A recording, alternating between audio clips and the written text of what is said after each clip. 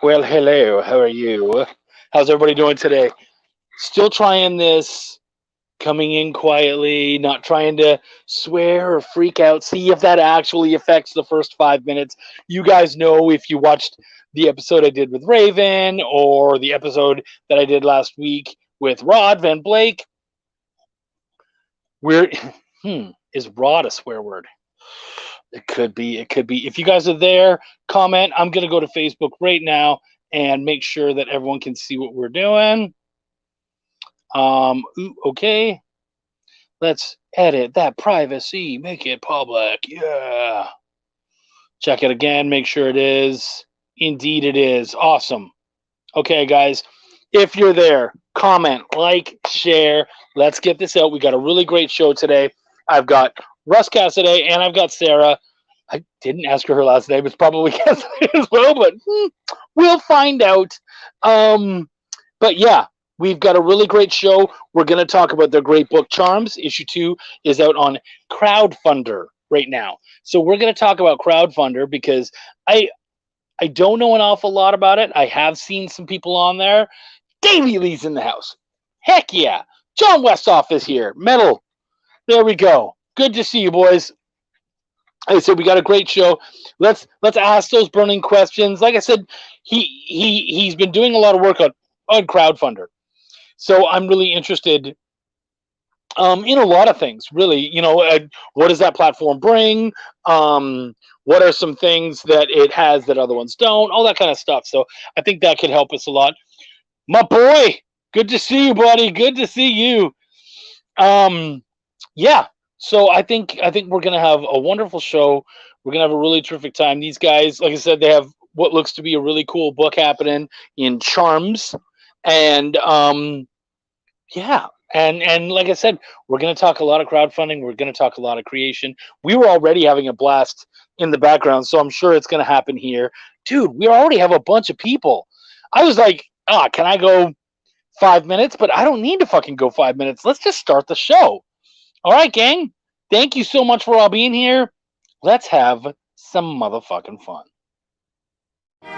Canadian bacon is actually really good, and it's nothing like normal bacon, and it's better than ham, which you guys seem to call Canadian bacon. I'm very good at writing. I write very well. Yeah, it's Shop Talk. Do some of your audience members like the word fuck? Cool. Then I'm going to keep saying fuck. Because I care. Intro ever. Thank you. You know, I love what I love about doing that intro is I drop the intro and then I immediately will bring up the guest and I'll just watch them. They don't know that I can see both of them. And so you guys were terrific because as soon as that started coming, you guys were both like it's like, yay, that's the response we want. Like, what kind of fucking show did you get me on, Russ? Damn it. I don't do a lot of these, and then this fucking bacon guy comes out of nowhere. You know what, though, Chuck? That's what she's going to remind me. Like, a month from now, she's going to be like... You're now the Canadian bacon guy. She's going to be like, can we do the bacon guy? Can we do the bacon guy show again? Can we do the bacon show? That's great. Yeah, we did Dustin Burnell's show during the first campaign, okay? You're telling and go ahead. And no. and she's like, can we do the Australian show? I'm like, hold on a second. Australian guy I'm like, on hold on a second. There was an Australian guy with us on Dustin's show. Oh yeah. Dustin is not Australian. I got confused on who the host was, but I will forever associate it with the Australian guy. No, I've done that too, and I can't remember the Australian guy's name, but he was such a good dude. Yeah. Yeah. They're good guys. They all so yeah, he picks on me about that. Kangaroos. He's like, that wasn't his show. But so, Russ, we see you all over Facebook and all that. Like, I mean, we hear about you all the time. But Sarah is kind of this hidden gem. I didn't know a lot about Sarah. I still don't. I'm excited to. Okay. First off, to start, are you guys are a couple? Oh yeah, we've been married 2 years. Yeah, right? Congratulations. That's amazing. Yeah. So carry the 1, carry the 7. Yeah, oh dude. I don't even keep track of my age anymore, so it's like I've got 1 solve for X. I gotta do math. Hold on. I feel you. I feel You you. blame the pandemic. I mean, people lost, time, but it's like, yeah. So yeah, Yeah, I want to take those years back. we should get them. Like, no, I should be 41. No. We should get them in vacation You just time get from to work. subtract or something. Right? I take 2 years off automatically. 2 years off. That sounds Yeah. I'm 41. No. Okay, guys, like, so excited to have you guys on here. Like I said, we're gonna have a lot to talk about. Let's start off real quick. Let's get the pitch for Charm out there. Is it Charm or Charms? Charms. Okay, cool. Let's get the pitch for Charms. Issue 2 is on crowdfunder right now. Tell us about Charms. It is. So I had an idea when I was driving one day about a female, mainly my daughter, modeled after my daughter. My daughter is, 15. This happened a couple years ago. A girl throwing animal charms and having the animals come to life and fighting beside her. And that was all I had. And James Patrick is a writer that's written for DC, Batman, Harley Quinn, Green Arrow, and he's local to us. So I'm like, I message him and I'm like, hey, I had this idea. And he's like, if you can come up with a good story, I don't think it's been done before. It sounds kind of cool if you can come up with a good story for it. So pandemic hit, kind of died down a little bit. I had a guy do an image for me, but we had her like 12 to 13 years old. James recommended we age her up, talk to Sarah. I wanted to do that too. On the way home from a Kentucky show in Kentucky, like 2021, early 2021 or late 2020, somewhere around there. And she's like, "Oh, you could do this and this and this." And Sarah is an avid reader. I don't like words. Sarah likes words a lot. Sure are fooling me now, but she's like, "Shut the fuck up, mister. I don't like words." No, and I love you. I have to say this. When I read those recipes and it's like, it was a cold day in December. Oh. And, and it's like, just give me the recipe. Your elevator pitch went real long this time. Okay. You're about to be fired from the show. No, so anyways, I'll be fired. Chuck wants to talk to you. So anyways, No. So Sarah reads a lot and she, she had some really good ideas. And I'm like, well, why don't you just write it? And I was like, no, that's not a thing. Sarah's the director of behavioral health. She goes to work. She sees patients. She comes home. She does more work. So, we have 3 children. We have a soon-to-be 16-year-old daughter and 2 6-year-old twins, boy, girl. And so, we have our hands full already. So she was not really prepared to do that. But I talked her into it. And by the time we made it home from Kentucky, she was all ready to write the books. So we decided we're going to do a 4-issue origin story. She wrote the first book. And you want to tell them about how you wrote the first book? Are you making fun of my methods? No, not at all. I just figured that it would be better coming from you than. So the first book, I knew what we wanted to have happen in the arc we needed to get there, but I didn't know anything about writing comic books. A script, yeah. Yeah, like a script. So I would put page 1, this needs to happen. Page 2, this needs to happen. And so we relied a lot on Nate for that. And then we would get the images back and I'd be like, I'd go to put the bubbles in. I'd be like, no, they need to be on the right side. And they're not on this isn't how that's working. And he was always, you're going to cover up the art. You can't cover up the art. Stop it. Like, but they need to be, it's still a strong story. There's only one place that we end up putting things on the table. You'll see the place if now you look for it. Okay. But book 2. Yeah, hold on a second. So Nate Lovett is who we hired to do the interior art. He's done some work for Nickelodeon. He's here in Ohio with us, a couple hours away. He has what I call a serious cartoon style, which when you look at the campaign, you'll see his style. It's not cartoony. It's more of a serious cartoon. Right. And I just felt that it really fit the story that we're trying to tell, and Sarah, what Sarah's trying to do with the story, and he's also done his own book before, so I knew that he would be able to help us get through that learning part of doing the script.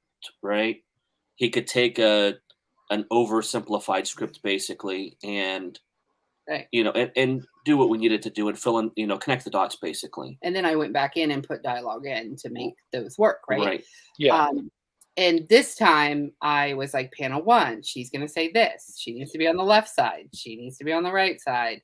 Panel 2, and I kind of guessed the panels. Obviously, he, you know, has made some changes to that. Like, I think I can do this in 5, or there was one that he's like, he did it in 3. But now he's putting in little teaser things that I think is so cool because I was able to put all that stuff out. Like, there's a wanted poster in one image, which is actually our bad guy later on in the book. Oh, cool. But it's like stuff like that book 1, there was no way he would ever been able to do. And book 2, because he has the script, he can put those little extra things in that I noticed. And I'm like, oh, that's really neat that he did that. And Russ was like, yeah, because you gave him more, you know, whatever. But I like though that like I'm watching the evolution of a writer, of you learning and picking it up and all that kind of stuff. And I find it funny that he's like, well, you should have given more. You're like, I didn't know. Right, exactly. I really did. And the funny, you should have saw the conversation though. Like, he'd be like, but you're covering up the bubbles. I'm like, but he made it too big. He's like, he didn't know how big to make it. We didn't give him dialogue. And he's like, you can't cover up the art. Like, because Russ doesn't care about words. He doesn't. It's just the art. It's all about the art. But that's me. And, you know, it's taken the mix of both of us together to really, you know, understand and to realize that both are equally important. Mm-hmm. You can't tell the whole story without words, but yet you can't have too many words on a page for a comic book. Right. It just gets too consuming, and you have to tell some part of the story with the art itself. And so it's very important. Yeah. I mean, it's funny though, because I look at you two and I realize you guys are actually kind of the symbol of comics, because it is art married to story. Yeah, to writing. Right, yeah. So it is that kind of like, you know, one person is going to push their side and the other person's going to push theirs. And at the end of the day, like any good marriage, obviously 22 years, I don't need to fucking tell you guys this, compromise. So, you know, at some point you're like, sorry, man, but what she's saying here is way more important than what's behind. I'm sorry, it's beautiful, you're right. Maybe we can show that image off somewhere else or something, but it's going to have to get covered. And then there's other times where you get to step in and go, there's got to be a way that you can say this in less words because I really want this background. It's so important to what's going on. We don't want to cover up the wanted poster or whatever, you know?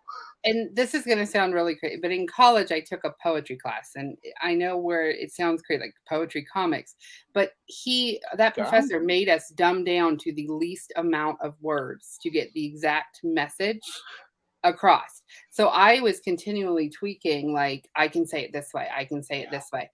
And it was all about trying to do character development in those bubbles. And yes, he did pre-place my bubbles. So, but you moved stuff around. I mean, did. But I mean for size and and he had lines in there. So I called them the I Am Groot lines that I went back through and I used those for character development. There's a piece of software called Comic Life 3. Mm-hmm. And it's a lettering software. Super friendly. And it's easy to use. I think it's very important. It's a $60 one-time fee, but I think it is a very handy tool for any writer who wants to. It makes annoying sounds. That's the only part. But who wants to basically figure out where they want their bubbles in the art and figure out how much space they have. Because once you have it and you have it where you want everything, then you can send it off to your letterer and be like, here you go. Here's your guide. Mm-hmm. Put these where, use your fancy tools and your sound effects. Hi, Terry. Hello. Terry backed our book. Nice. Our first book. Yeah. Terry's good peoples. She's amazing people. Absolutely. And you know what?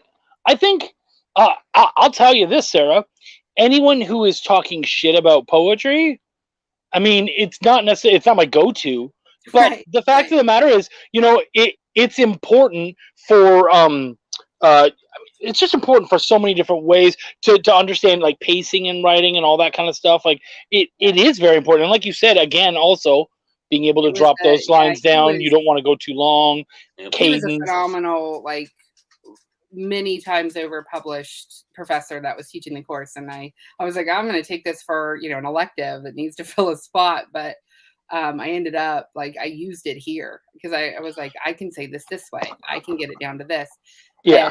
And, now this book though, because I knew what I was doing, like Nate actually would make the picture smaller, knowing that particular spot had more dialogue and the next one didn't, or, and Right. so he was able to adjust because of that. And it's actually going pretty quick, I feel like, too. Yeah, he's almost done drawing the book. And then Russ, because he has the dialogue, can at least put the initial stuff, and then I can go back in and kind of look it over. But he's able to even go ahead and start putting those where they go because he knows who's saying what. So. It's funny. So I did have someone who came to me and they were talking about wanting to. They're like, I love poetry. I wanted to put poetry into a comic, but I just don't think it works. And I was like, that's actually bullshit. Like, I've seen it work, and it totally can. And they're like, really? I was like, absolutely. And what I explained to him, again, being the Canadian, doing the Canadian bacon thing, is said in hockey, most of the greatest hockey players you will ever see, they all did figure skating.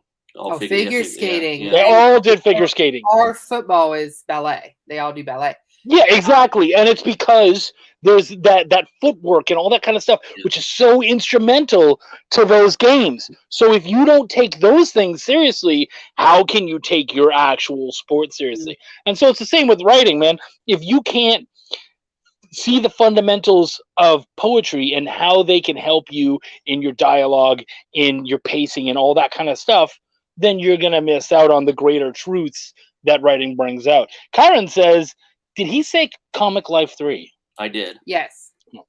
Yeah, it's a $60 app. It's free. It's literally, you drag the comic page. Wait, $60 app and it's free. It's free. It's a $60 app. It's a $60 app one-time fee. Sorry. There you go. I knew what he was trying to say, but it was. I did too, but I was like, I can't let that one slip. If that works, I'm using that next time I go shopping. Like it was a $100 item, but it's free. It's free. Did I mind trick you? Yeah. But yeah, you drag the page on. Into the app, and then you drag the word bubbles where you want it to go. You drag the sound effects, and then it just has all kinds of stuff, different performances. See, I think that's great. Terry says, I took ballet with football players. They came out with a tutu. See, and now you get why those. If you didn't already know, Terry, now you get why those football players were there. It was balance. Trying to pick up your hot ass. There was another reason too. So it was definitely interesting, and I'll tell on myself. Sarah usually gets to tell the story, but I'll tell on myself.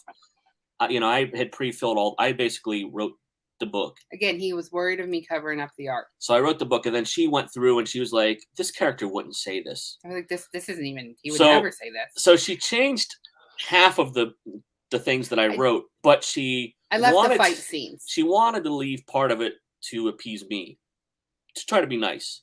And then when I went to the editor, James was like, okay, so all of the dialogue between the kids is perfect. All the other stuff needs changed. So basically everything that she wrote or modified was good. She had to rewrite everything that she left for me, which I honestly didn't care because I care more about the art and, just how it looks. Yeah. But yeah, it was, and I think, looking back at it, what James said was that we were trying to use the text to explain things versus people having a normal conversation, and it felt clunky. Not we. So I was trying to explain things and not having normal dialogue. So she had to go back and rewrite it so that it was, I am Groot line, I will tell you, which we named it, and it totally fit once I said it. He goes, "Oh, now I keep seeing it." Was basically be like, "Here we go. Let's get ready. Let's do it. Let's go." Yeah. In his fight scenes, right? And so I'm like, you have an I am Groot line that I can use for character development. Like these have to, yeah. So I just ended up writing all of that. But it was still helpful that he had the bubbles there. And I had an idea of kind of what he was thinking. I was trying to provide guidance. And make sure that it wasn't, like you could see eyes and words all around the eyes. It wouldn't have been that bad. Which character's eyes are that? Wouldn't have been that bad. But I was nervous. Probably the legitimate. Right. Well, but I was thinking this when you said you're a behavioral psychologist. Yeah, I have. I'm actually director of behavioral health, so I manage a team of 11 for a federally qualified health center. So see, as soon as you said that, I was like, well, of course she's writing fucking comics. Who's gonna get into a character better than fucking you? Like, of course. Like, the second I heard that, I was like, oh yeah. Well, Yeah, she's natural. Like, of course. That's why we're, the main character is a female. They're teenagers going through typical teenage life. They deal with bullies. They're gonna deal with depression. They're gonna deal with family loss. Those kinds of things that hit home for teens for real, in real life. Just typical struggles and stuff. But we also are keeping it interesting for adults as well. Mm-hmm. So there's a lot of PG action. book. Yeah, it's a PG book, but it's a lot of action. Who doesn't like animals attacking people? It's good stuff. So, and something that we're doing in the second book that hasn't been done a lot, or it hasn't been done the way that we're doing it, is, so in the first book, Sarah had thought bubbles. And one of the things that James had said was that, people aren't really doing thought bubbles anymore. Right. So in book 2, I'm an IT guy. I've been an IT guy for 20 years. So we're going to be putting QR codes throughout the book. There's at least 3 that I can think of right now where they'll go. Yeah, and when the reader scans those QR codes, they're going to be taken to a video. They're on their mobile device. They'll be presented with a video to watch. And that's how I use my thought bubbles. Huh. They're going to get an animation of the character talking. So what we did is I hired the guy that did our video for our Kickstarter, for our crowdfunder. He created puppets in Adobe Character Animator. Now, a puppet is basically, if you have an iPhone, and I'm sure Android has something similar, the Animojis, where basically you can go to the thing and it mimics your facial movements. So that's the exact same thing that puppets do. So I pull up Character Animator, and it uses my webcam on my camera, and my daughter will read, whatever lines we type up for her to read, and the character, mimics her facial expressions as she's reading.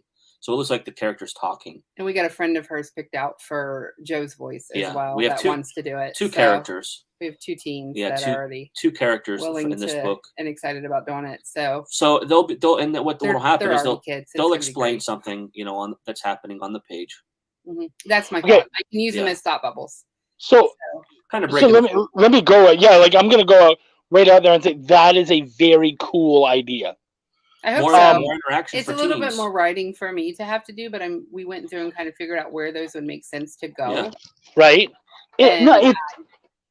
It's a cool idea. Like now, the question I would ask is there a fear that that's going to take people out of the book? They can choose not to. They could go back to that page at the end and go back into it. You know what I mean? And what I like about it is because it'll be on their mobile device, right? So if they have a phone, they'll have the book in front of them. They scan it on their phone. They watch the 20 or 30-second video, right? They put their phone down and they just keep flipping through the pages when they get to the next one. Makes it a little bit more interactive of an experience, but they wouldn't. Yeah.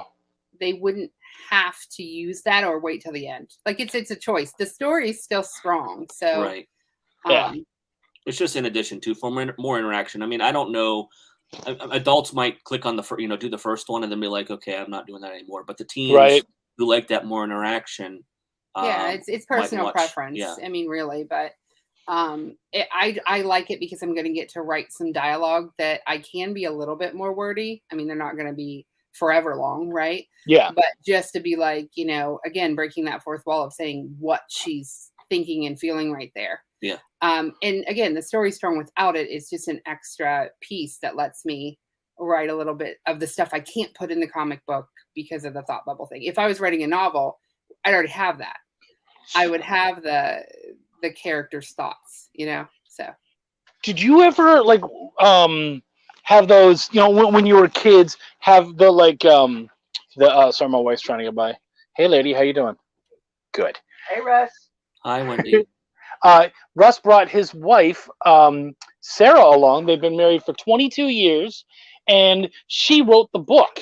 It's on issue 2. It's her second book, and she's a behavioral psychologist. She's a therapist. Yeah, Yeah, not director. psychologist. She's a director of behavioral. Counselor. Director I have a of master's. behavioral therapy. Okay. Yeah. And as soon as I heard that, I was like, holy shit! Of course you're a comic writer. Like, of course you're writing. No, but like, of course you're writing characters, right? Like, that just makes perfect sense. But yeah, the next evolution of the QR code is to do the flashback scenes, right?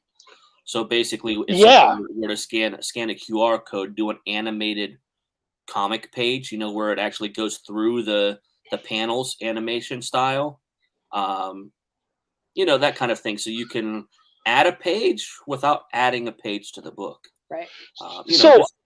This QR thing is kind of blowing my stupid mind. So I'm going to ask you more questions because the editor in me wants to basically rip the idea apart. Not as in like, oh, this is bullshit, but like rip it apart to see how it works, and then go, how would this best be utilized? So the next question, idea generator, Terry. That's what Russ did. Oh, Chuck, sorry. I know you're reading Terry's comment down there. Yeah. Which one's this? Yeah, another cool idea. So. Oh yeah. Yeah, sorry, he didn't put that in the thing. I forget that. So but anyway, yeah. So Russ comes up with these ideas, and like you gotta throw him under the bus. You're like, Russ thought of it, so if it sucks, no, they're usually Russ thought of it. Chuck's like, I hate it. There's like, Russ did it. No, I don't mean it like that. I mean like all of the covers. I'm giving you compliments. No, I understand. I'm just messing. So it doesn't happen very often. You need to take note. No, like all of the covers, like I don't have anything to do with the art stuff. So he'll be like, no, this is great. This is a great idea. And I'm like, that's really not good. And it's been the most popular cover. I'm just saying. I'm not going to say which one. But I was like, yeah, everybody's like, oh, I like that one. I'm like, all right, yeah, I'll shut up.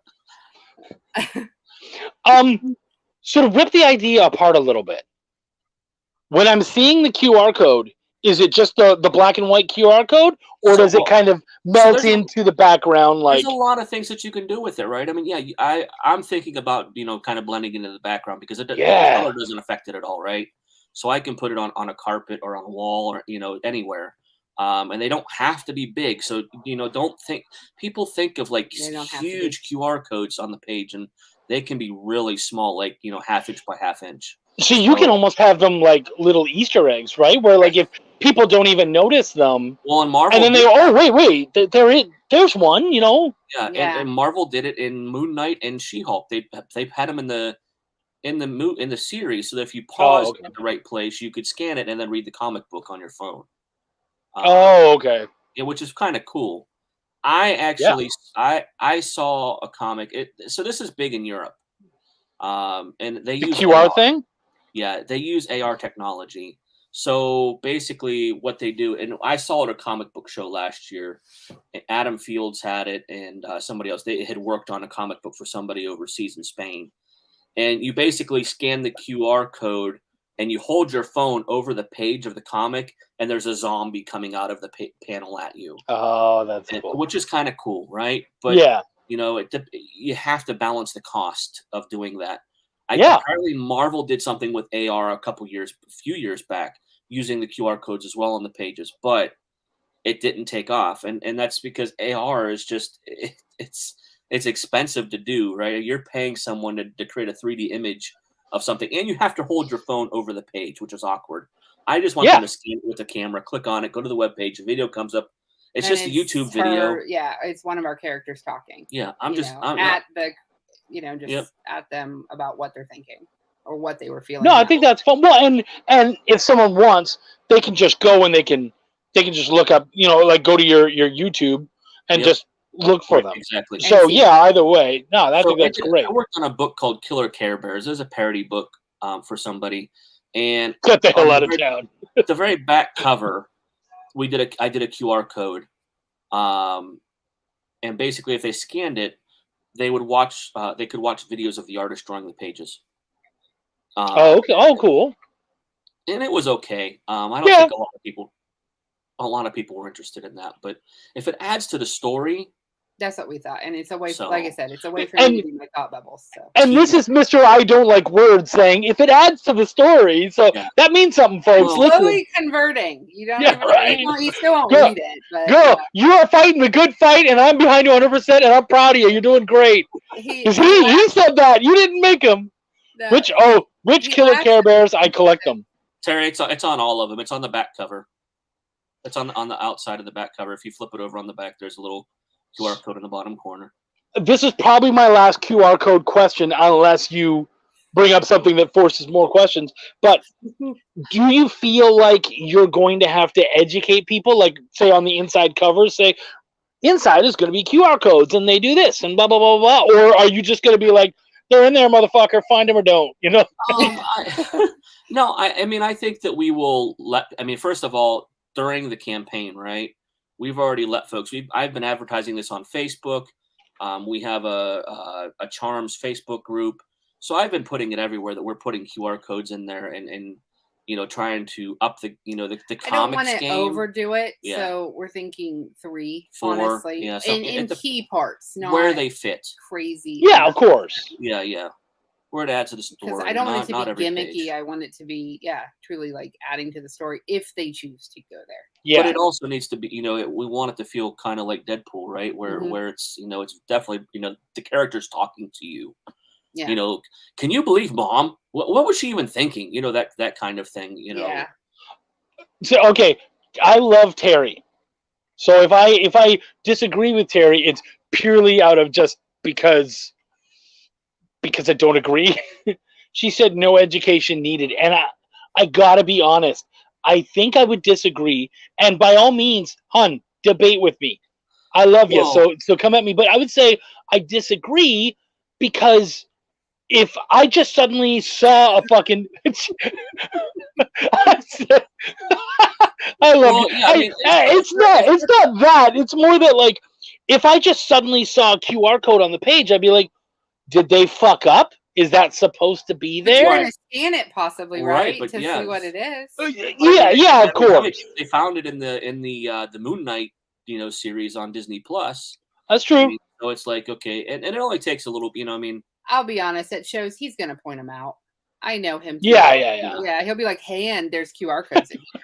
Well, so it's not really going to be a secret. and there's QR codes. Yeah, that's I love you, girl. Oh, that's great. Yeah, no, I feel you.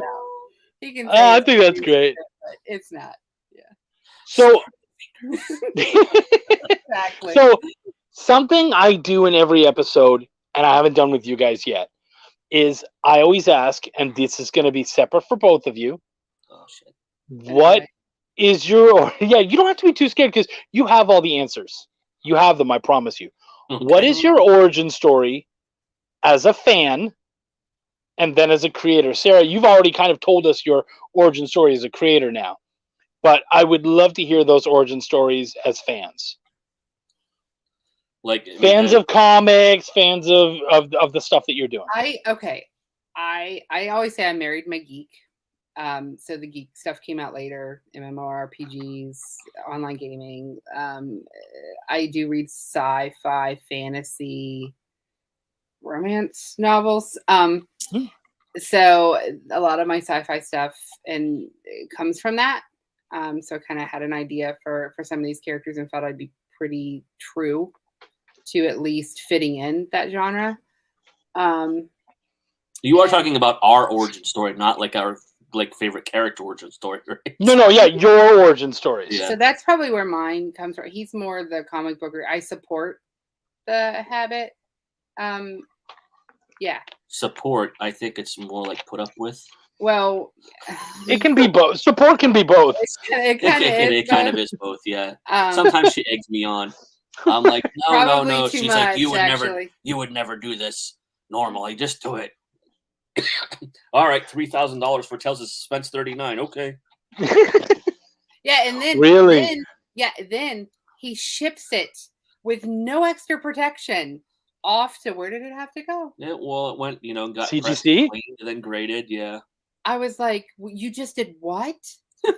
It's going where? In the mail? Do we know what they do to these It things? totally freaks me out. I'm not even. Oh yeah. Because he sent it off. We basically rolled the dice and went, let's see what it comes back graded as. Because they basically sold it to me as a 2.0, grade. At the time was $3,000 roughly. And then it came back as in something else that you. Yeah, and then I got the first Pepper Potts and Happy Hogan too. They threw that in as well. It's funny that you say that because I actually have Giant Size X-Men 1. Yeah. Which is basically I won it, but it was I was told that it was a 2.5. That's what it would grade at, and so I've been thinking, am I going to press it? Am I going to grade it? Like so far, I haven't done it, but yeah, the thoughts there. But I have the same fear, Sarah, that you had, and that is, I don't think I want to send it in the mail. I go to enough shows, I can bring it to them and have them do it there. No, he didn't even. No, I didn't. I did. I was nervous about it, but at the same time, I knew the risk versus reward. See, and that's the learning curve for me. And it came back, it came back a 3.0, and now it's sick. Yeah, now it's $14,000. Wow. Yeah, so I mean, it was a massive increase in price. So yeah, and it didn't get lost. No, yeah, that's huge. I would have cried. So anyway, all right. But yeah, I probably support the habit more than maybe is good, but so my origin story is I pretty much tripped and fell into it. Yeah. Pretty much. That's pretty much what I did. Is I pretty much tripped and fell into it. Oh, dude, I feel. You know what though? I would say for people like us, it's not even that we tripped and fell into it. It's that we were always going to trip and fall into it. Like it was always going to be there. There was always some part of us that was going to love it. Like, I mean, for me, I remember falling in love, like seeing comics early on, falling in love with them, and then not having access to them, and then seeing them again and being like, ooh, I forgot about that thing. Yeah. I fucking want that. And that happened to me multiple times until I basically got my first job around 14. I was 13, 14, doing work for my aunt. We were cleaning a bank late at night. And when we were done cleaning the bank, we would go next door and she would buy me treats. And one day I said, I don't want treats. I want that Wolverine number 76. And she was like, oh, okay. Yeah. I love comics. Let's do that. And I started getting comics instead of candies and stuff, and I was happy. Yep. So when I was in middle school, I was buying all the gimmick covers. So back in the late 80s and early 90s, I was buying all the gimmick covers, all the foil and embossed, lenticular foil, cut out, putting them in the bags, and I was sticking them on my wall in my bedroom. I had this massive collection, 50 some gimmick covers. And then I got into high school. I traded them all for an RC car or something like that. Got out of comics, went to the Navy in the mid 95 to 97, and I went to San Diego Comic-Con 2 years in a row. And as comics were they were still big, but kind of the bubble thing was happening, and it wasn't huge. I mean, I had to wait like maybe 5 minutes to get signatures from McFarlane and Liefeld and Larson. It was not difficult to get signatures at that time. Ultimate Warrior had his first comic book out, so I got to meet him. Fun stuff. Got out of the military, needed money for rent, sold my short box of comics. I did try to talk him out of that, for the record. So I was out of comics. And then in 2018, I got an iPad for work. And I'm an IT guy, so I got an iPad, and I found a guy, Fabian, that was drawing G1 Transformers on Facebook. And I'm like, hey, can I color some of these? And he's like, go for it. So then I started coloring on my iPad using Procreate coloring. And people were like, oh, dude, you should make prints. And I'm like, what's a print? And they're like, right? 11 by 17 prints. You can sell them. And I'm like, see our first setup, because that's the part I would help with. I'm like, sell them. So I'm like, for money? And they're like, yeah, man, I'll buy your art prints. And I'm like, Fabian, can we do this? And he's like, yeah, why not? So it would do shows and $20 a table or inside of our local mall. I'd make 60, 70 bucks, and I'm like, this is awesome. Yeah. Because it was just fun. I just color because it's relaxing to me, like watching an aquarium. And next thing you know, someone's like, hey, you should try coloring a comic book. And so I was working on this comic book called Lucky Shot. And it was funny because I would get to page 5 and I would learn something new about Procreate. I'd have to color the first 4 pages all over again. And then I get to page 10 and I'd learn something new and I'd have to go back and read. I'm like, this sucks. It took me freaking like 8 months to color a comic book. I'm like, I don't know. And then Michaels reached out to me. He's like, hey, we're looking for a colorist for our Naughty and Nice series. Basically, if you don't do it, we're going to go black and white. And I'm like, well, I guess I got to do it. So I started coloring, the interiors. Then I started, I had no idea who Marat was.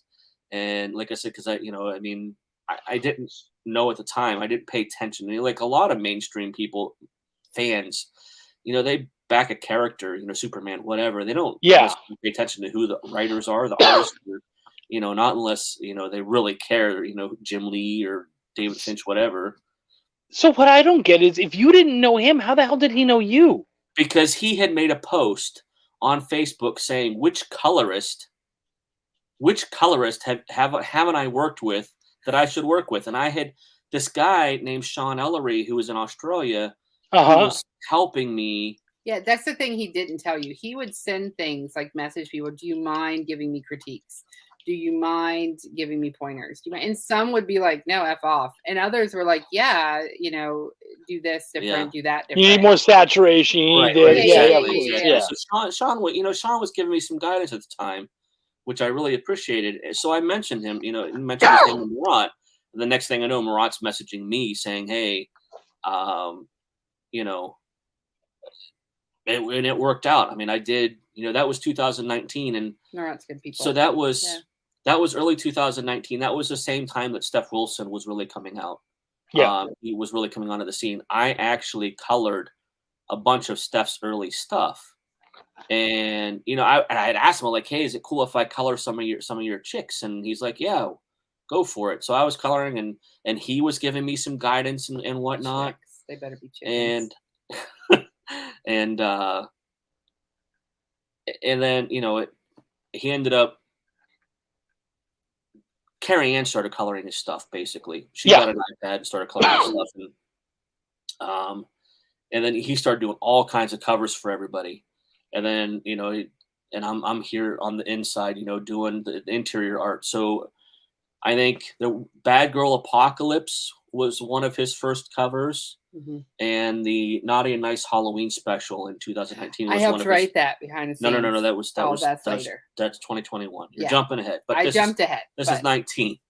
This is pre-pandemic. Oh yeah, I jumped ahead. So it was funny because those 2 books I colored the interiors on, and Steph had done covers for those. So it was kind of cool that we were both kind of starting at the same time. Yeah. But I started in 2017, so I feel you, dude. Like, we're not that far separated. Yeah. No, I mean, I'm 47. I turned 47 this year, so I got a late bloomer. I've done over 450 sequential pages now. Since starting in 2018, I've colored probably 80 some indie covers. My favorite story has to do with our book, though, and book 1 in one of the covers. Which one? What? Yeah, how you were helping teach. He loves to teach people. So we'll have the random, young kid at our booth going, let me show you my stuff.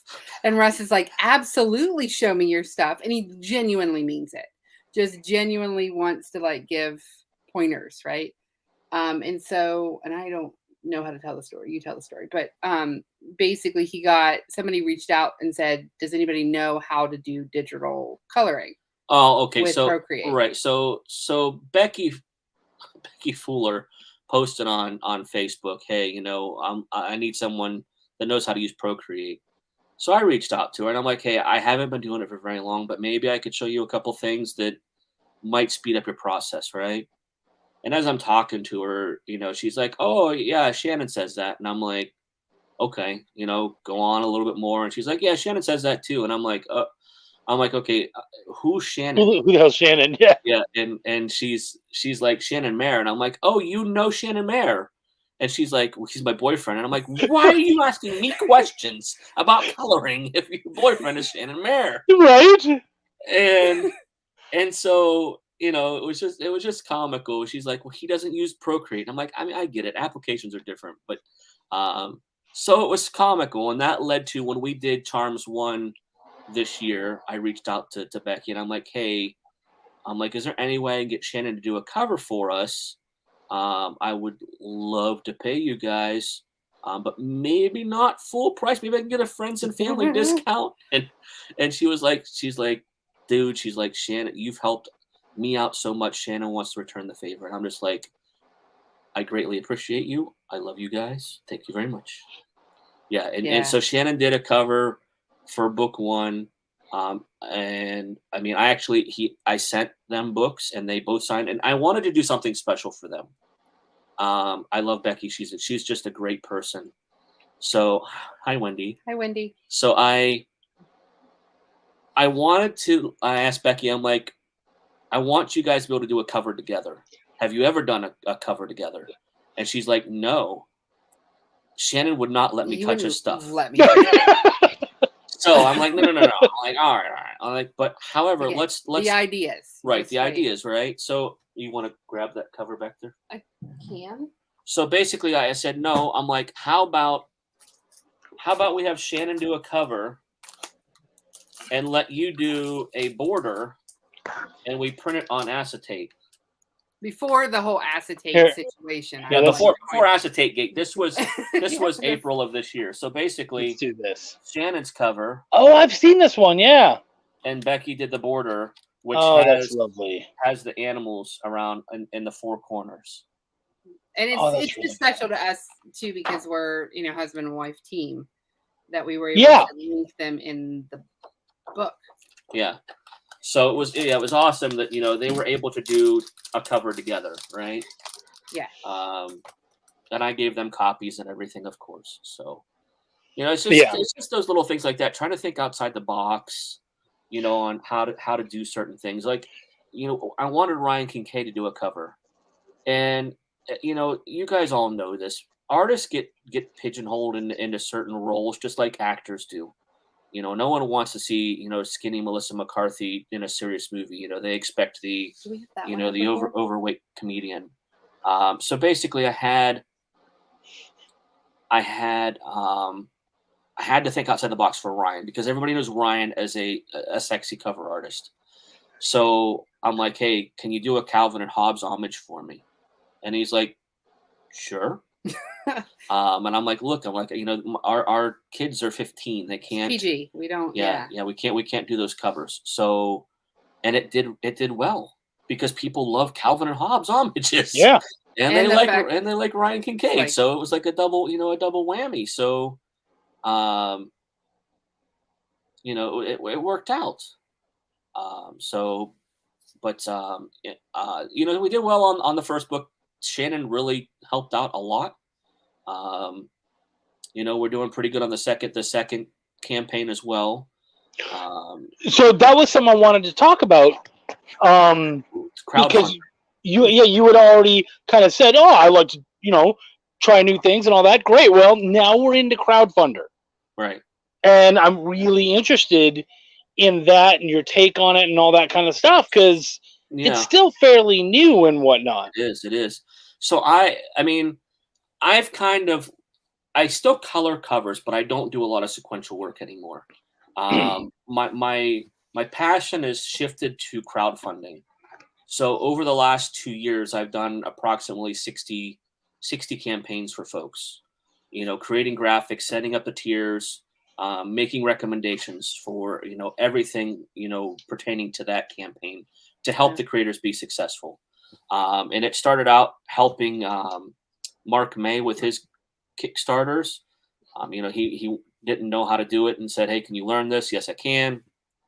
Murat's like, hey, can you run mine as well? Sure, I can. Then Dan Mendoza, who does Zombie Tramp, was like, hey, since you're doing Murat stuff, can you do my stuff?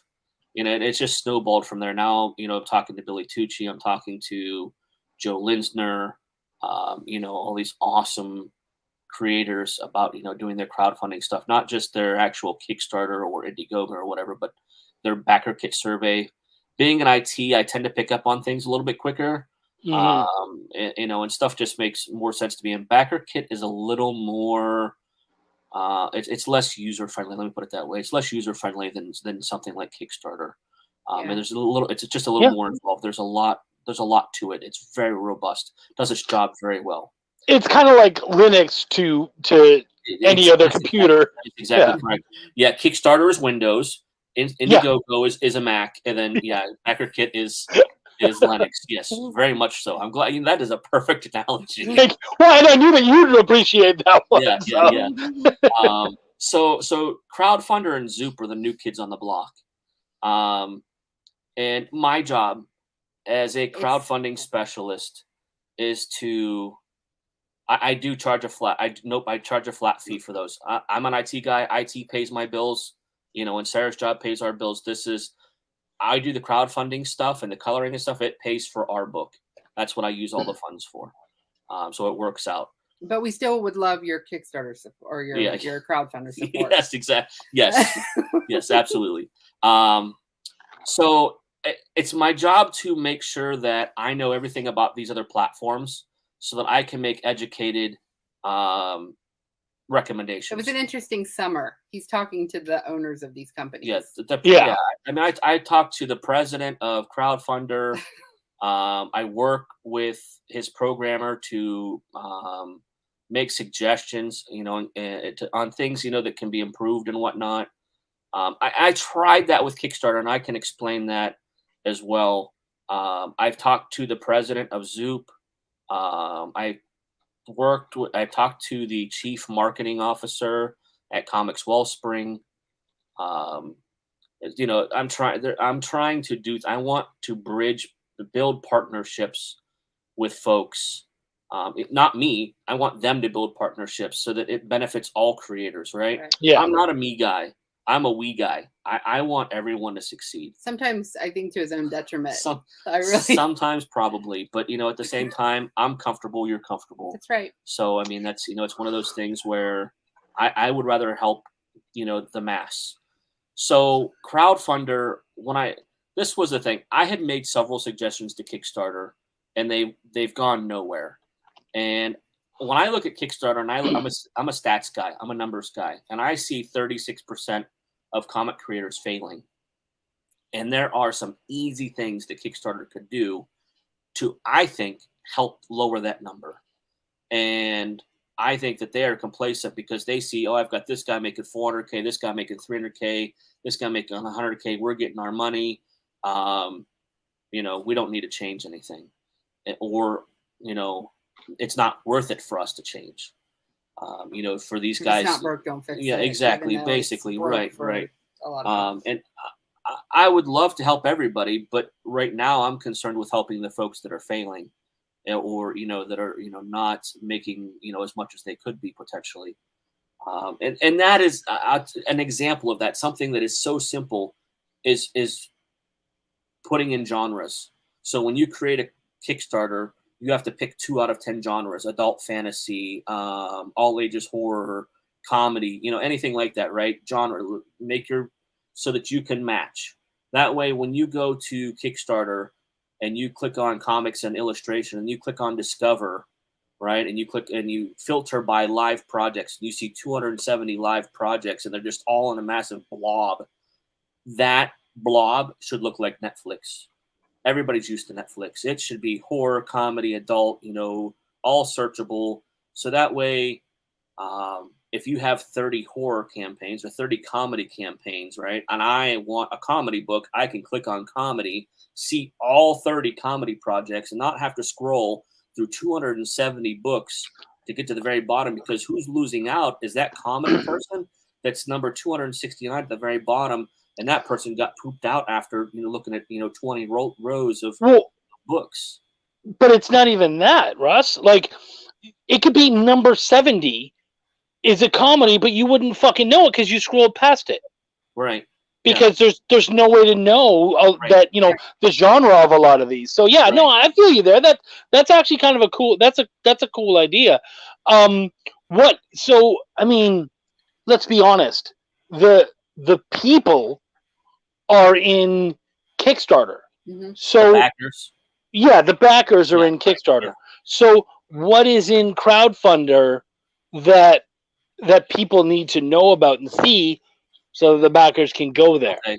So this is the big thing. This is why crowdfunder is so important. The evolution of the crowdfunding platform is what I would call it. First of all, they've split up fundraiser. Their basically parent, Connection Point, has been around for over 9 years. They've 12. Was it 12? Over 12 years. They do medical donations. They do everything. They've been a Kickstarter competitor, for the last 12 years. Done over $250 million, all that stuff.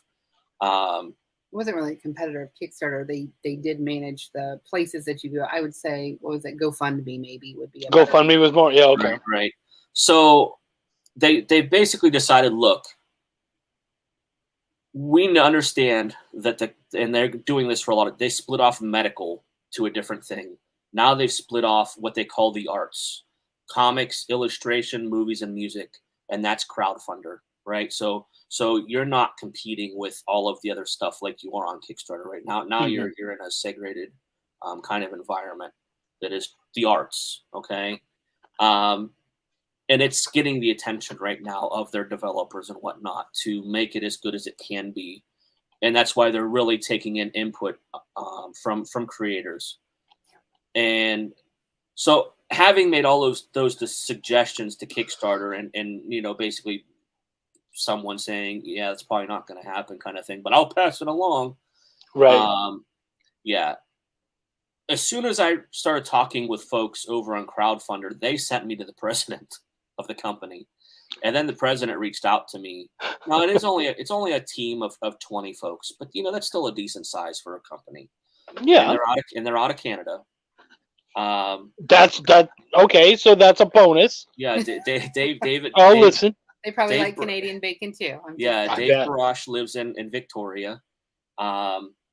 He's the president of the company, and he listened to what I had to say. He listened to the guys grilling him on there at the other show. Yeah, we did a live show with JD Calderon and Tom Hutchinson and Larry Higgins and a bunch of other folks. He took the grilling for over an hour and said he was going to talk to his team on a couple of the ideas. He was on the show? Oh yeah, he came on the show. He's actually going to do a show Friday night with me, and then I'm going to get him on another show. And he's doing a couple other shows as well. Cool. He understands how important he wants to help creators, and I'm going to explain some of this stuff. So one of the things that I had suggested that they actually implemented within 2 months was variants. So they already had variants. So you could click on cover A, and basically you could have underneath that, you could have virgin, foil, metal, right? So that you don't have 500 different variants going down the right-hand side of the page. Hey, Mark. Hi, Mark. Hey, Steph. So they allow you to simplify the tier layout. Well, my suggestion was, this is awesome. Can we add additional pricing so that if they want that metal cover, it's adding, say, $30 to that base price of $15 or whatever. Within 2 months, they had it implemented. So to me, as soon as they implement something that I suggest, that tells me they're listening and they're willing to act on what they think will help benefit all of the creators across the board. So it sounds like what you're saying to me, because like I did do a little bit of research. I did look around a little bit. I like to pretend like I'm actually interviewing.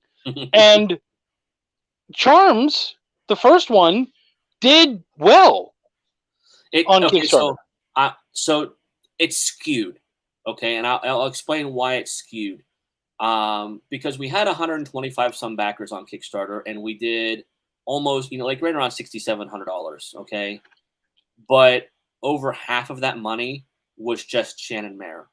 So if I were to remove Shannon out of that equation, that takes us down to the numbers we are semi at right now with the crowdfunder. Crowdfunder does not report the shipping fees or the amount that the fees that they take. Yeah, it doesn't report it. So real cool. So to elaborate on that, crowdfunder is different in many ways.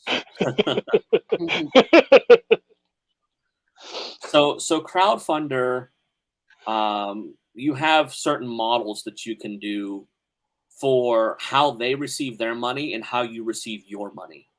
So they have two options. They have an all or nothing, and then they have, so the all or nothing basically means you get your money right away.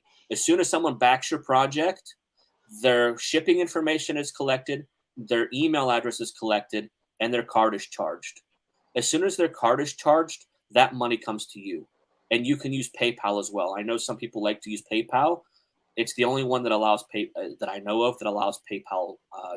And if payments. you're a creator that it might be a new project or doesn't have the backing of some of those bigger name guys that he mentioned, I mean, people withdraw they'll start maybe high and then low and lower and lower and lower as your campaign goes on. You're talking about, yeah, and Kickstarter, and we don't have that. And I think that to some degree they're hopefully being more responsible with their money and they make a better decision because they're paying up front for the book.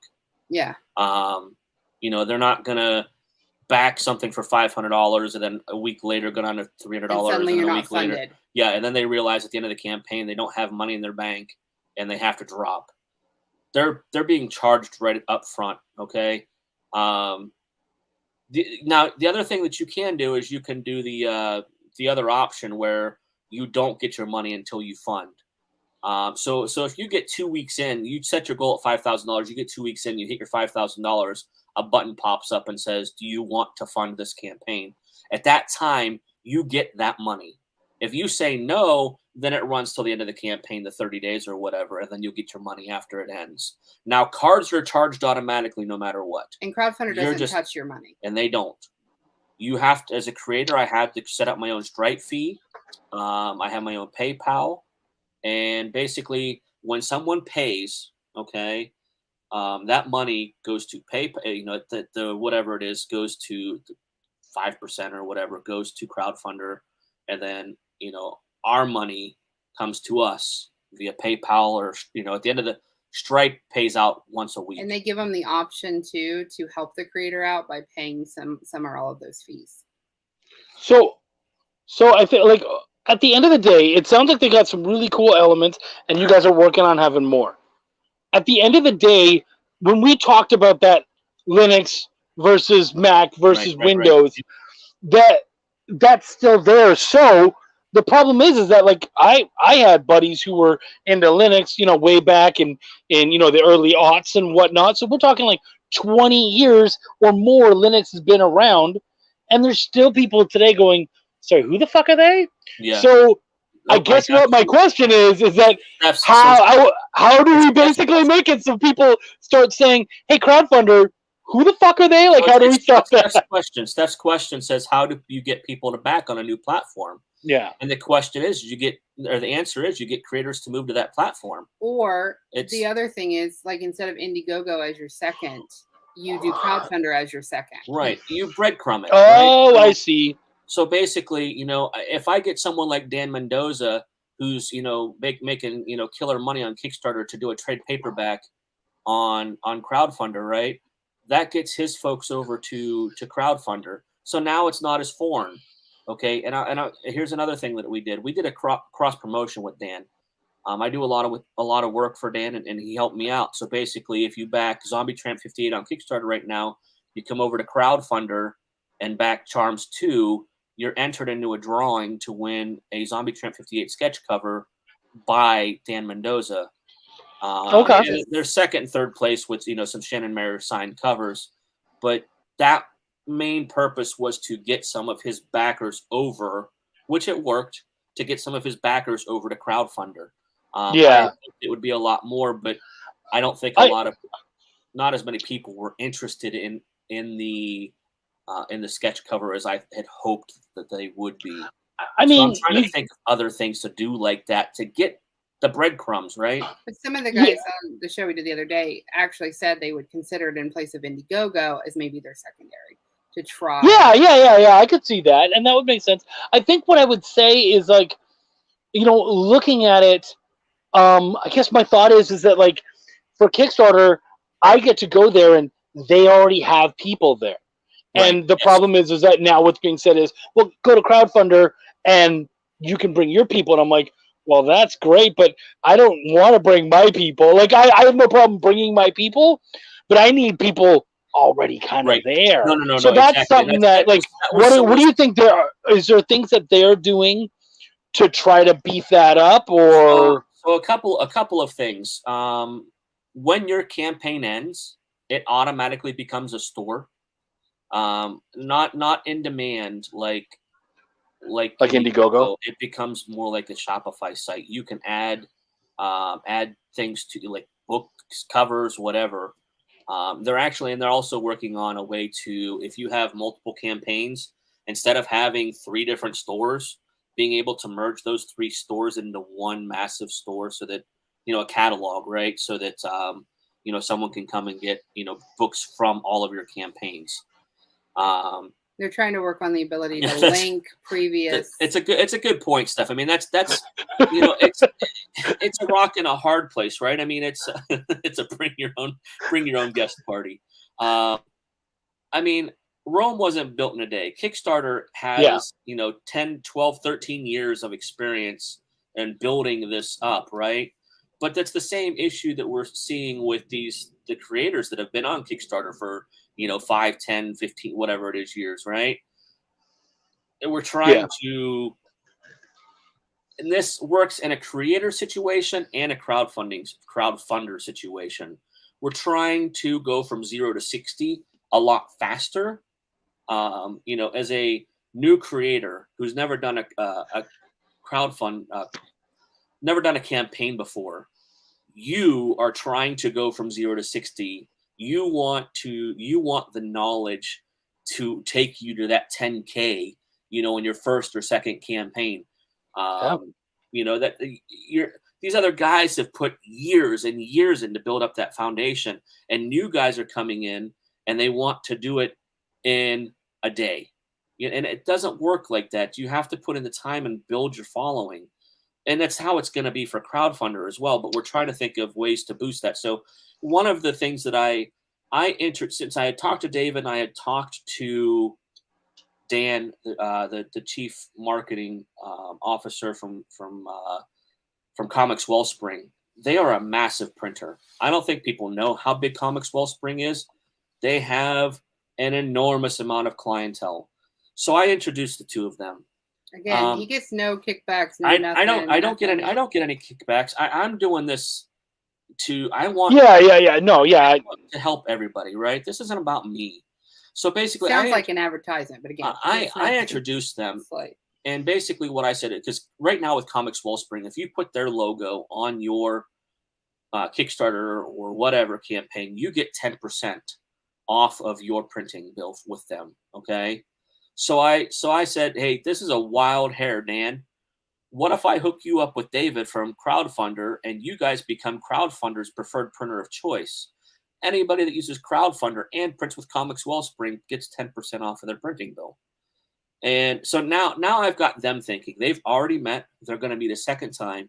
They are trying to. Does sound like my they're trying. Yeah, but without the racism. Okay. So right now, I have this pillow. No, no, that guy's not nice. But so it's trying to think of things like that can entice people to use both, right? If Comics Wellspring can get people to go to Crowdfunder can send people to Comics Wellspring. Yeah. It's a mutual partnership. But at the same time, Comics Wellspring also does fulfillment. So the other new cat that we haven't talked about is Zoop, right? And Zoop is another crowdfunding campaign. And Zoop, they call it Zooped Nuts, right? So it's basically they will set up your campaign. They will do your printing. They will do your fulfillment. They are an all in one shop. Now, a lot of the folks that I know want to be hands-on. We want to add tiers mid-campaign. We want to, do other things. We want to modify the campaign, throughout its duration. Zoop is they have control over your campaign. They are the me. So you can't modify your own campaign. And a lot of people don't like that. Now they can run the campaign, and then once it's done, they can send you the exported file, the export file, and you can do your own printing and shipping. But where they are really beneficial is for a new person that has no idea how to run a campaign, no idea how to fulfill, and they don't want to. I just want to create a book, and I want someone else to handle the rest. That's where Zoop comes in. I wanted to, basically, by introducing Comics Wellspring to crowdfunder, now you, the creator, can have someone like me or you yourself run your campaign, have complete control of it. And if you want someone else to print and ship it for you, you can use Comics Wellspring, and they will print it and they will ship it for you. And that's kind of a competition, that the Zoop kind of thing. You don't have to become a member in order to post, because there's actually almost like a front page situation where they can post almost like a Facebook page. Yeah, it's a social media. It's a social media interface. Yep. You don't have to be a member to. You don't have to be a member to buy the book. You don't have to have a membership. You can literally click on the contribute. You can go to crowdfunder, click on contribute. It'll when you go to contribute, it will ask for your shipping information and that kind of stuff, and charge your card, and that's it. You don't have to go back. I mean, it's okay. So yeah, it's got some benefits. And the guys wanted to be able to link. So, but as a creator, real quick, they have 3 models. They have a free, a nearly free, and then a not free. Not free is like Kickstarter, 5%, 3.5% for your strike, right? Yeah. Free means they ask the backers for a donation. If the backers don't donate, they don't get paid. The crowdfunder, that is. Nearly free is the most. 95% of the people use the nearly free model, which is what we used. And basically, the way that works is when the backer backs, they make their pledge. It tells them this transaction will cost the creator, the 8%, which can be anywhere from $1.50 to $5, $6, $7, depending on how much they pledge. Right, 90% of the time, the backer pays the fee. So right now, when my campaign ends, my effective rate, what I owe crowdfunder, is 1.2%, not 5% plus my strike fee. Okay, that's interesting. Yeah, so it's really cool. So it saves you money as a creator. Okay. Backers, it's a pain, right? I mean, multiple platforms, but I think honestly, for backers, when you try to have multiple limited tiers, I've got a gold version of cover A, a gold version of cover B. They're both limited to 50 in my main tier on Kickstarter. I can't back both. I got to back cover A, then I have to over pledge for cover B and hope it doesn't sell out, right? I over pledge for cover B. Otherwise, you're splitting, right? I'm putting 25 in the main tier, 25 in the add-ons. And if people don't buy them in the add-ons, you end up losing some of them because you run out. I mean, I feel you. Yeah, I feel you. I think it's an interesting idea. I think it's still we're already saying it now. It still needs to grow because at this point, I don't give a shit about possibly having no fee or 1.5% fee if I'm gonna make $2,000, $3,000, $4,000, $5,000 extra. Right. But I do get that these are cool things, and that if it can find a way to move forward and grow, then that's pretty fucking awesome. I do have to come at Steph Wilson real quick. He says Belial barely survived on Kickstarter. Making $6,100 in a month is not barely surviving, so suck a dick. Also, I blame the co-creator. You know what? Sean's a really good dude. Don't blame him. Certainly don't blame me. Wendy comes. That's a good question. Was it this one? Well, would you say that one of the best ways to build an audience is an email list? I know a lot of creators swear by it. Oh, email list by far is the best way. It's just, one of the other things that you can do, honestly, and you can actually pull your contacts list from Kickstarter and import it into crowdfunder. The other thing that you can do is you can embed your crowdfunder campaign into your personal web page, so that you can send people to your own web page and they don't even care. They're going to your web page anyways. They don't care what campaign or what platform they're using. And I think he actually has a point. I think backers want less platforms, but No, at the end that's of the true. day, competition's important. So I mean, it is. I mean, ultimately, that's what I'm after, right? I want the guys that aren't getting funded to get funded. So yeah. I mean, however that happens, is fine with me. I just want. And he did make the suggestions to Kickstarter that would have, I think, helped. Yeah, absolutely. And you know what? That may happen. They may make changes down the road. I mean, they got that committee, and But I think what'll end up happening is something along the lines where people will run on Kickstarter, and then they'll run on crowdfunder second to see how that goes. And that's fine, because as long as it gets people going to crowdfunder, eventually they'll grow, right? I mean, there's no surveys. You're getting your shipping information right away. You don't need to do a survey afterwards. There's no sending of surveys. So there's no need to go to BackerKit afterwards. You can your campaign turns into a store for anybody that missed out, on second chances. If you want to add stuff, you can realign it, move them to the top, which you can't do on So Kickstarter. if you add something mid-campaign, you could put it at the top of your tier list and say, here's the new item. That's cool.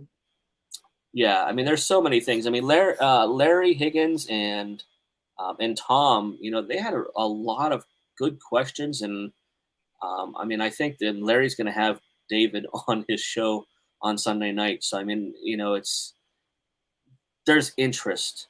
It's just, how do we get people to move over there? And it's of course, it's creators doing it, right? It's creators doing the breadcrumbs. Hey, we're doing things, but you want to come over here? And it's what'll end up happening is Indiegogo will just end up getting dropped. Basically, they'll go from Kickstarter to crowdfunder, or crowdfunder to Kickstarter, however it goes. Larry Lobar. I mean, is such a. You've always got the Comicsgate fans who are going to keep it alive. So whatever. Well, and David's already been asked about the whole Comicsgate stuff, so he's walking on eggshells with that one, because I can understand that. Comicsgate's been getting shadow banned on Indiegogo, so they're looking for a new home, and he's not exactly sure. He doesn't want to force people away, but at the same time, in their he doesn't want to invite the crowd either. In their guidelines, they basically say nothing, no hate. So you can come and earn money make money just like everybody else can, but as soon as you start the hate speech and everything, you're gone. I want to address this, because this motherfucker who has never run a campaign is going to call me out. God knows how much on Kickstarter. 6 on the last one, almost 6 on the one before. $4,000 on Welcome to the Void. Like, suck a dick, Steph. I love you, but suck a dick. And then this guy is going to come at me saying I can't run a campaign. He's never run one. And any book the guy has ever had, his wife had to make for him. So you know what, Steph? Maybe instead of coming at other people, learn how to do some shit on your own. Bam. I love that guy, but you got to put him in his place. He's such a he's a conversation starter. Oh, he likes to start shit, and I love it. But I think the thing he likes about me is I'll always smack it back. Yeah, I'll put Steph on my coffee table. He's a good conversation starter. Right. Comics Wellspring is amazing. They even sponsored our virtual Comic-Con in November, which is awesome. Yeah, dude, and I'm sorry I didn't get to talk to you about that. I've been crazy busy, and I wasn't able to be around for that, but it looked like it was awesome, dude. So I'm really glad that the Sierra NovaCon went well. So if anybody look, I just made a huge post on my Facebook. If you're not friends with me, just Russ Casseday, look up my Facebook, and I made a huge post with all of with a lot of pros and cons of each crowdfunding platform. I mean, there are pros and cons to all of them. All of them, yeah. So, and it's Casseday, because he never puts it on our name thing. So it's spelled funny. I'll spell it the rest of my life. So Chuck, can you pull up the campaign there so we can? No, I can't. I have a phone. I'm doing it all on a phone, so I can't do shit.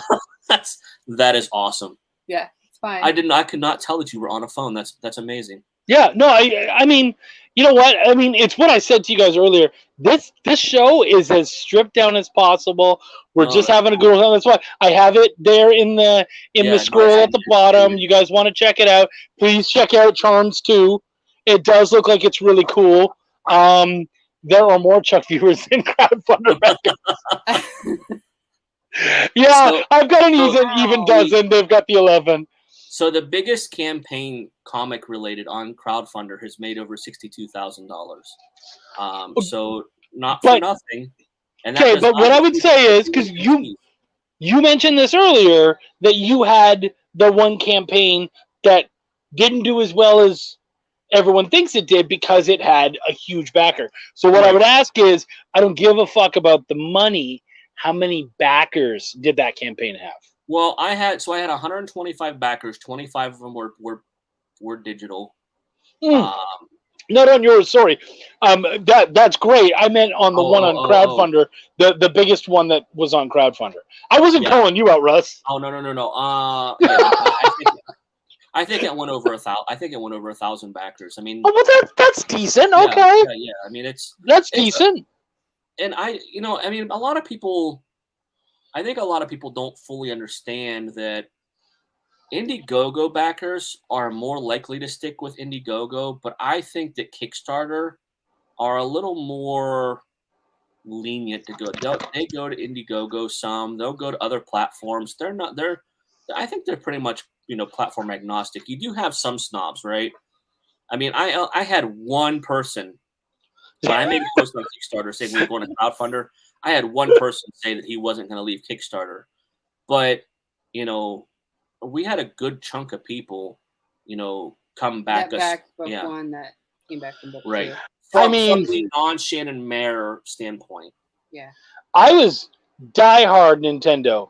The original NES was amazing. The Super NES, right, yeah. The Super NES. Play that at the Columbus. The show. Super Nintendo was fucking beyond all shit. But then PlayStation shows up, and you're like, "Sorry, Nintendo, I don't even know what the fuck you're doing anymore." What is that controller? You can switch 7 different ways, and why do you have a billion things? No. I'll go to the PlayStation. I don't mind. I don't mind loading and shit. So yeah, I feel you. Yeah, no, I mean it's what's best for people. I mean, I'm interested to watch things grow and see how things unfold. But right now, I get a lot of new creators that have never run a campaign before. And, I really have to hammer some things home. It's if you're going to stick with Kickstarter, you have to understand their algorithms, right? Just like Facebook has their suck-ass algorithms, Kickstarter has theirs. And,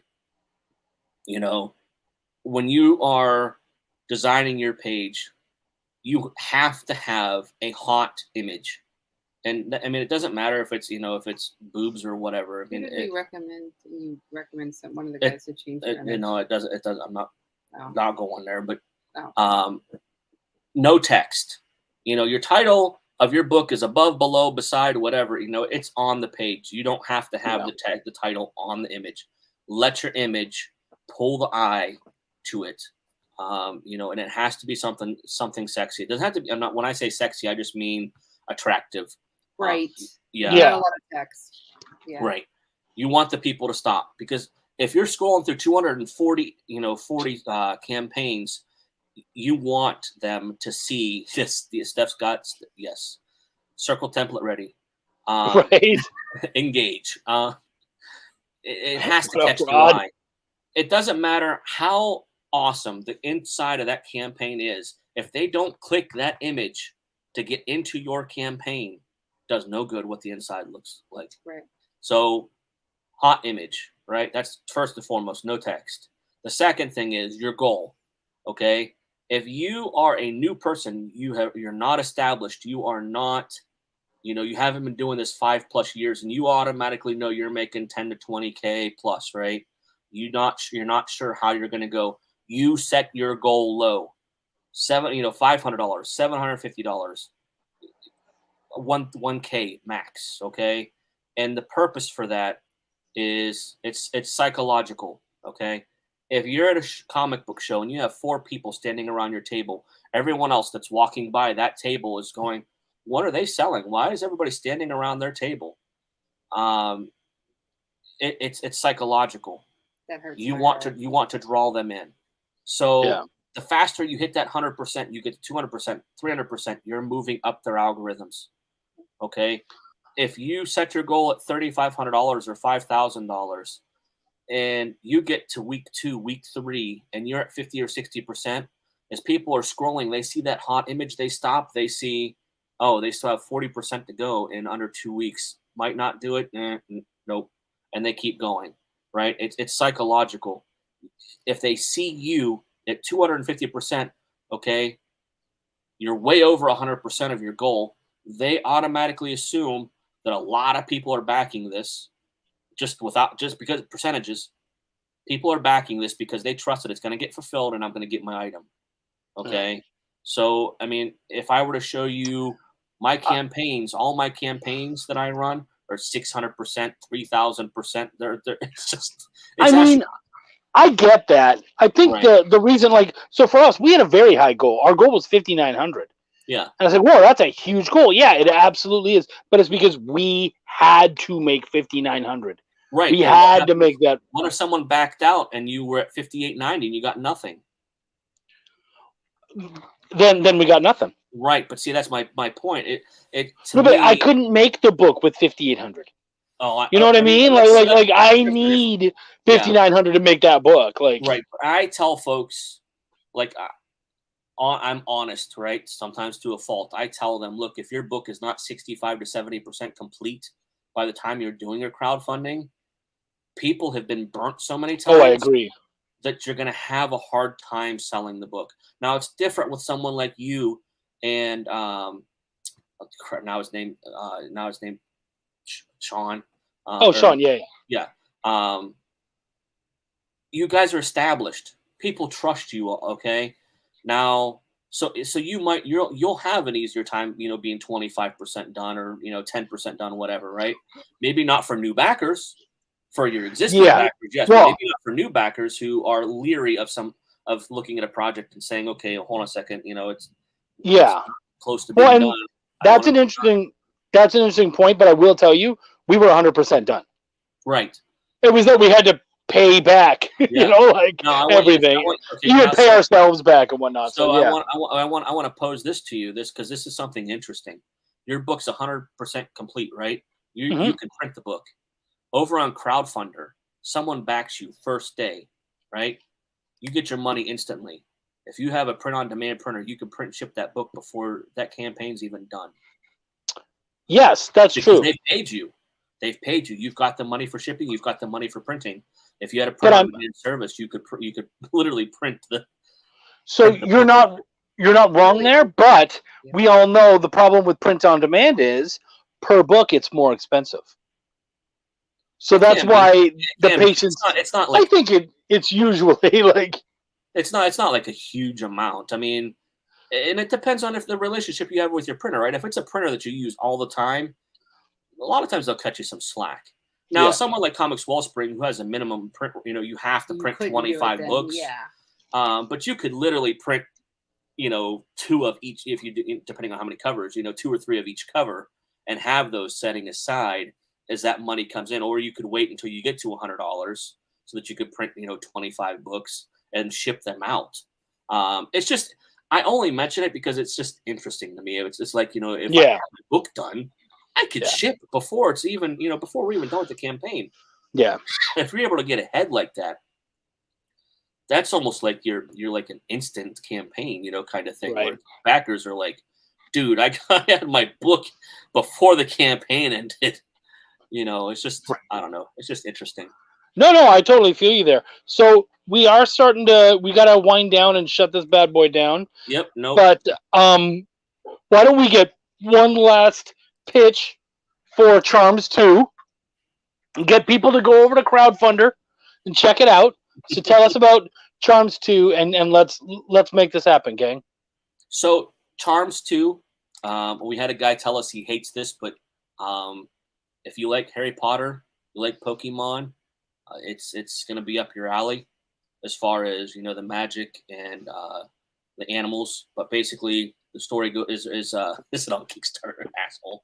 It's centers around three teens. They're going to discover that they're part of an ancient tribe. The main character is going to inherit a charm bracelet, which will allow her to toss the animal charms to bring the animals to life to fight beside her. Her two buddies are also going to have powers, which they're all going to find out. And the readers are going to find out at the same time they do. The origin arc is 4 issues. 1 and 2. 1's done. 2 is on crowdfunder now, and 3 and 4 will be done next year. The art is done by Nate Levitt. I'm coloring and lettering. James Patrick. Sarah wrote both books. We'll be writing all 4. James Patrick is our editor. So we would appreciate any support that we can get. Really excited about book 2. Bringing in the animated characters aspect of it for more interaction. That's pretty much it. That's awesome, guys.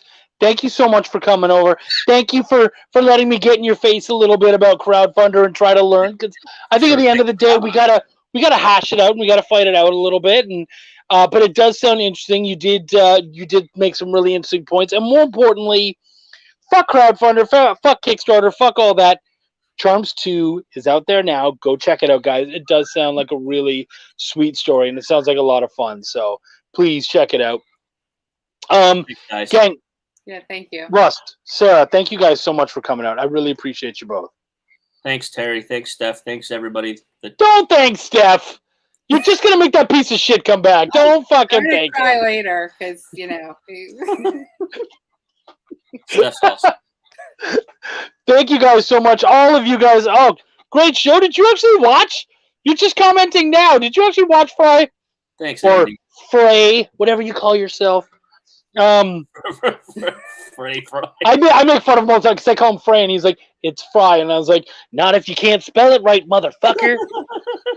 And then I actually found EDAY, and it's Cassidy. For the I found. Bro, we're busy. I found I found an Andrew Fry, Fry, on Facebook, and I sent it to him, and I was like, "Hey, I think this might be a relative of yours who knows how to spell his own fucking name." Oh yeah, on our first book, on the first campaign on Kickstarter, we had the large Fry special. I made that tier just for Andy. So that's great. Guys, again, thank you so much. I really appreciate you guys coming out. And of course, all you wonderful motherfuckers out there, fuck you too, homie. I love you. All of you crazy bastards out there, thank you so much for coming out. I appreciate you. We had another great show, and it's all because of you guys, and of course, our amazing guests, and maybe just a little bit because of me, because my name is Chuck, and I give a fuck. Take care, everybody.